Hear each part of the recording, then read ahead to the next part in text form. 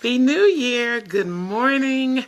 Happy Monday. Welcome to the Monday morning metamorphosis moment. Thank you so much for joining me right here where we do this every Monday morning at 8 a.m. sharp for a quick 15 minutes. And we don't waste a lot of time. We jump right in and we get started. Good morning, Tina. Thanks for joining. I am I wanted to share that on my timeline. So listen, Happy New Year.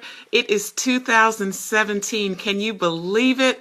Seems like just yesterday we were bringing in 2016. So what I know is that a lot of people have things in their past that they are not proud of. You know, you've made mistakes. You're dealing with guilt and shame. That was me. And so I thought today, we've gained a lot of people that have started to watch these videos. We're starting a new year. So I thought today that I would start off by introducing myself. I have a painful past that I'm not proud of at all. But first, let me tell you who I am right now. I am Andrea T. Martin. I am your life discovery expert, speaker, and coach. And my clients are women with a painful past, full of mistakes, guilt, and shame. I help them emerge from under that and move forward to go after their dreams, their goals, and their destiny. So that's who I am today. But going forward, that's right, Tina, we all have things in our past that we're not proud of. So I am going to, and listen, if you think that you know somebody based off of who they were in their past, then you've got to reintroduce yourself to them. Or if they think they know you based off of who you were in the past, then you've got to reintroduce yourself. And so that's my topic for today. If you think you know me based off of my past or based off of who I used to be, allow me to reintroduce myself. And sometimes you have to reintroduce yourself. Better yet, sometimes you just have to show people better than you can tell them that you're not who you used to be. And so how did Andrea get to where she is today? And then I'm going to share some tips of how I did that. So again, a past that I'm not proud of. So I grew up in a very, very strict religious household. My mother was an evangelist missionary. My dad was a deacon. We were in church on Sunday, sometimes 3 times a day. We went Tuesday night, Thursday night. We had Sunday school, Bible study. I sang on the choir. I ushered. I helped on the finance team. I was over the, dealt with just so many different positions within the church as a young girl. And what happened was this church girl went wild. And so, listen, growing up, I never had a boyfriend. I tried, I would write the little letters, do you like me? No, I like you. Do you like me? Yes, no, or maybe. And you would put the boxes so that they could check a box. I wrote so many of those letters to only have them, they would either check the no box. I even had one boy, he balled up the letter and threw the letter back in my face. And so I dealt with rejection. Now, mind you, I was already having some feelings of rejection from within my family that I thought I was experiencing. And that's a story for another day. But I just constantly dealt with rejection. And then one day I got to the 11th grade and this guy, one of the football players, he asked me to be his girlfriend. So I was like, what? I'm going to have a boyfriend? I'm finally going to be somebody because I have somebody that wants me, because I have somebody that wants to be my boyfriend. That's going to make me somebody. That's where my thinking was. And so our relationship began, and I would wear his football jacket because he was a star football player. And I would just take him all over the school, walking around so everybody could see I was wearing his jacket. I had a boyfriend. I finally had a boyfriend. And what happened was one night my parents went to church and they were like, all right, well, you can stay home tonight. This is just a meeting we're going to. And so they went to church and my boyfriend found out that I was going to be home alone. And he said, well, I can come over. So I was thinking in my mind, sure, come on over, bring your jacket. I'll wear your jacket and we can watch TV and hold hands, right? Silly me, right? So needless to say, when he came over and I declined his intentions, the next morning, this joker has somebody else wearing the jacket. He had kicked me to the curb that quick. And what happened in that instant was it changed my thinking. It shifted my thinking. And I began to think that in order for somebody to love me, in order for somebody to want me, I had to give of my body. I had to give of my time. I had to give of my money. I just had to give of myself. And in fact, I was so broken from rejection and so damaged from rejection, I really didn't even have anything to give, but I tried anyway. I was giving from a deficit. And so what happened was I began to search for love, and I went about it all the wrong way. I looked for love in all of the wrong places. There used to be a song, "Looking for Love in All the Wrong Places." That was me, looking for love in so many faces, that song goes on to say. I began to search for love. I thought I could give myself away to get love. I thought I could buy love. I just tried to seek love, and I ended up looking for love in man after man after man. Some men married, some men not. I just sought for love. I was so desperate for love that I was willing to do anything for what I thought was love, not even realizing that if somebody did fall in love with me, they weren't really falling in love with the real me, because I didn't even know who the real me was. And so long story short, I eventually met this man and I said, this is it. This man says he loves me and I love him, and we're going to get married. And so I prayed for this man. I really prayed. I said, God, this is it. And he was saying, no, I'm not really ready for marriage. I'm not really ready for that level. But I kept praying, and I prayed and I prayed, because, side note, we can pray for stuff that God never intends for us to have. We can pray for stuff that the timing is so off. You pray for stuff that God is like, I don't know why you're praying for that. You should have sought me first so that I could direct you. But anyway, I prayed for this man, and I desperately wanted him to be my husband, because remember, that's how I connected love to somebody loving me. And when this man rejected me, I was devastated. I was damaged. I was broken. And he rejected me. And I remember sitting on the sofa one day, and I began to cry out into God. My heart was so broken. I felt like my soul had been pierced. Oh my God, I hurt so bad. And I cried out to God that day, and God said, now this is the place where I needed you to be. I needed you to be broken. I needed to have your full attention. Now I'm going to walk you through your metamorphosis process. I'm going to help you emerge from under this mess that you have created. And he began to walk me through what I today walk my clients through, called the WINGS process. And so that's the takeaways that I'm going to walk you through today. The WINGS process. The W stands for what happened. And so in order to begin to move forward, you got to understand where you've been. So the W stands for what happened. Look at your past. Identify what happened. Accept it, acknowledge it, confess it. You may even need to confess it to a close friend so that you don't keep dwelling on it and going on and on. But listen, you got to be careful who you confess it to. Not everybody can handle your story. I'm just saying. So you want to be careful who you confess to. But then you've got to offer forgiveness and ensure that anybody that you owe an apology to, that you do it. And so apologize and ask for forgiveness. But when you forgive others, don't forget to forgive yourself. Good morning, Tamaya. Thanks for joining.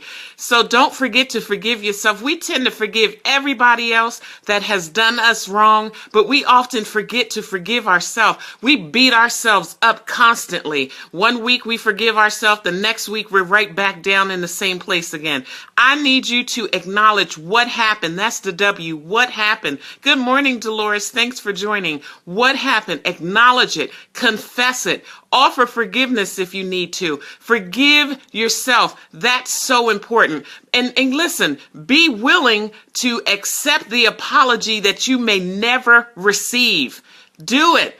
You'll be waiting around for that apology until, how do they say, until the creek rise or the creek don't rise? Listen, accept the apology that you may never receive. You need to move on. So that's the W. What happened? The I is for identifying obstacles and challenges. Many of us have obstacles and challenges that prevent us from moving forward. So things like fear and procrastination, a mindset. You have to have your mindset that you're going to move forward and stick to that mindset. Stick to that goal that you've made. You've got to make your mind up and stick to it. So identify the obstacles and challenges that are preventing you from moving forward. I'm going to give you a bonus I, because there's also an I for information and implementation. Listen, you've been to the webinars. You've been to the women's workshops, the Women's Day, the Men's Day, the Youth Day, the this day, the that day. You got the ebook, the conferences. You've been to all of that. You have all of this great information, but yet you don't have a plan of implementation. You are learning wonderful stuff, but what are you doing with it? It's time out now to just be getting information. You need a plan of implementation. Tina, thank you for having me straight. So the I, remember, it stands for identifying obstacles and challenges, but I gave you a bonus I of information and implementation.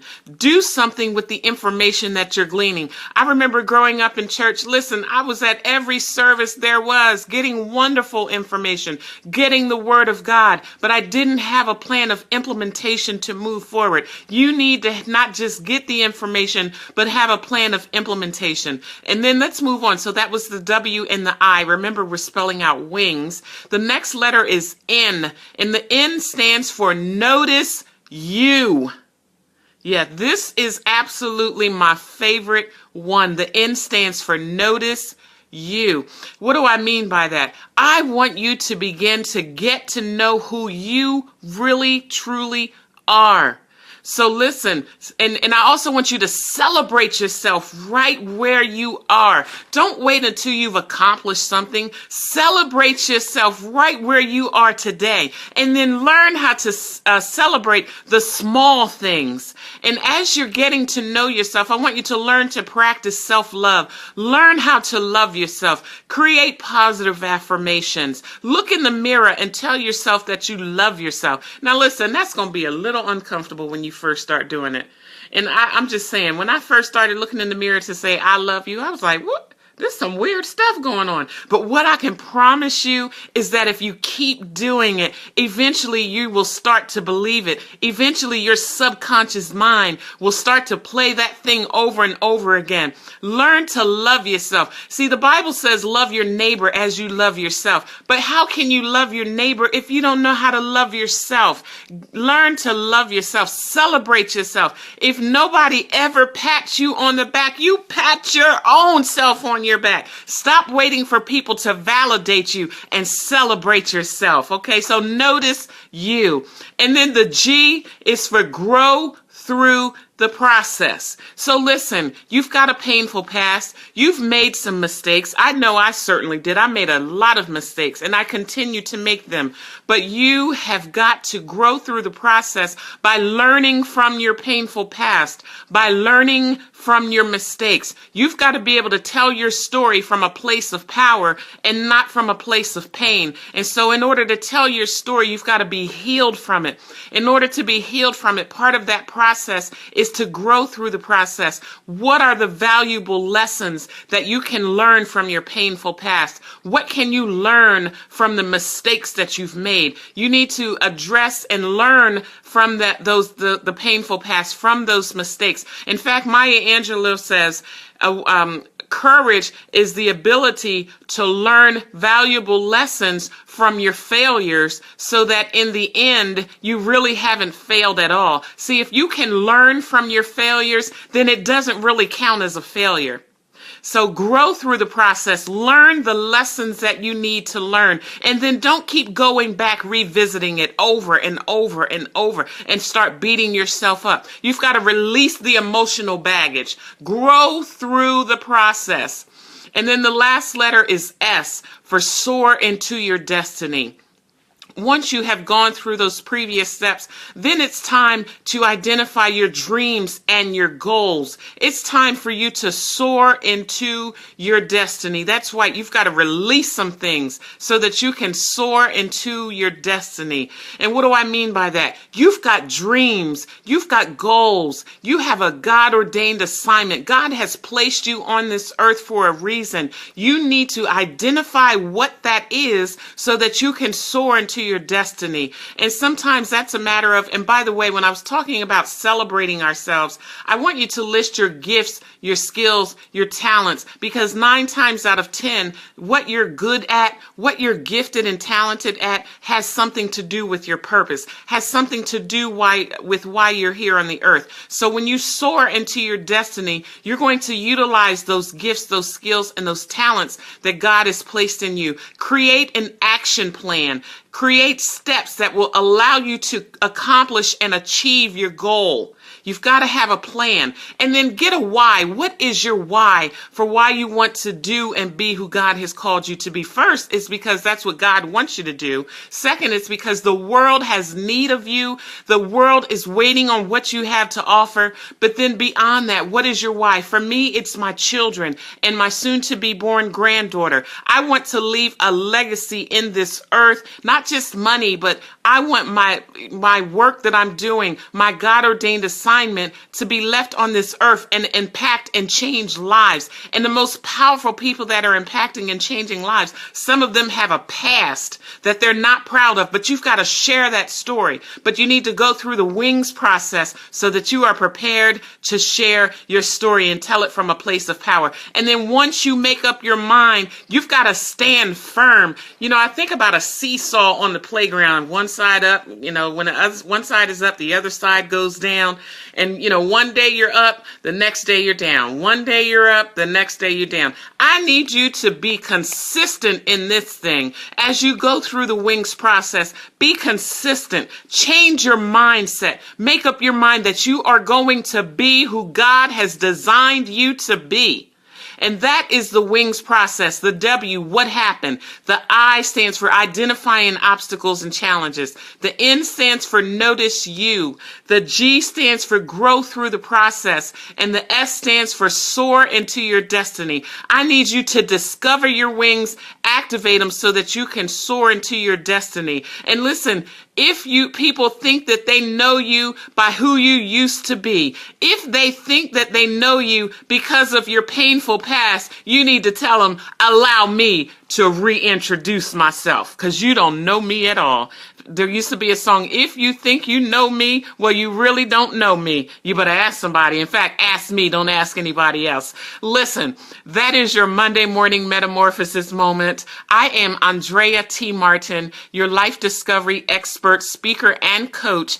And I want you to connect with me. Get on my email list for my weekly emails. I have contests. We give out prizes. But more importantly, I want to help you get free from your painful past. I want to help you to walk with your head held high. I want to help you discover your wings so that you can be the beautiful butterfly that I know that you are. Thanks so much for joining, everyone. Meet me right back here next Monday at 8 a.m. Eastern. Have a great day. Make it a great week, and Happy New Year. Thanks a lot. Bye-bye, everybody.